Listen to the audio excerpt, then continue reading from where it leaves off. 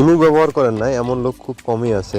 ইমোর দুটি নতুন update setting আসছে, যেগুলো এখনও আপনারা অনেকেই জানেন না।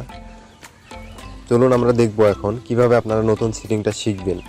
তার আগে একটি কথা, আপনারা যারা আমাদের ভিডিওটি এখন ফেসবুকে দেখতেছেন তারা অবশ্যই আমাদের পেজটিকে ফলো করবেন এবং ভিডিওটিকে শেয়ার করবেন, লাইক কমেন্ট করবেন।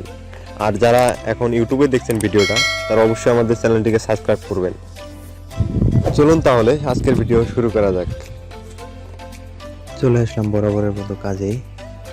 এখানে স্ক্রিনে দুটি ফোন দেখতে পাচ্ছেন, এটি হচ্ছে আমার ফোন এবং অন্যটি হচ্ছে আমার প্রিয়জনের ফোন। এখন আমি আমার ফোন থেকে আমার প্রিয়জনকে একটি ভয়েস মেসেজ দিব, সেজন্য আমি ইমোতে চলে গেলাম। যার পর ভয়েস দিব। এখন ভয়েস দেওয়া শেষ। অলরেডি আমার প্রিয়জনের ফোনে ভয়েসটি চলে আসছে।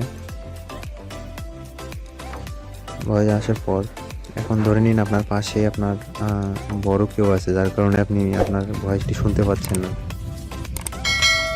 সেক্ষেত্রে আপনি এখন কী করবেন?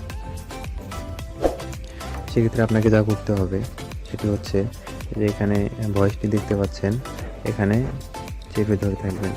ধরার পর এখানে দেখতে পাচ্ছেন ভয়েস টু টেক্সট, এখানে দিবেন। দেখেন কত সুন্দরভাবে আপনি ভয়েসটি না শুনে বুঝতে পারলেন আপনাকে আপনার প্রিয়জন কী লিখছে। আরেকটি সেটিং হচ্ছে, এক নাম্বার সেটিং শেষ। এখন আরেকটি সেটিং হচ্ছে, এখানে দেখতে পাচ্ছেন অফ আছে, এটা অন করে দিলাম। দেওয়ার পর আমি ব্যাগে চলে আসলাম বা কেটেই দিলাম। দেওয়ার পর আমি এখন এখান থেকে আমার প্রিয়জনকে একটি মেসেজ করব, হ্যালো। দেখেন মেসেঞ্জারের মতো ইমোতেও আই বাবল এখানে যোগ হয়েছে।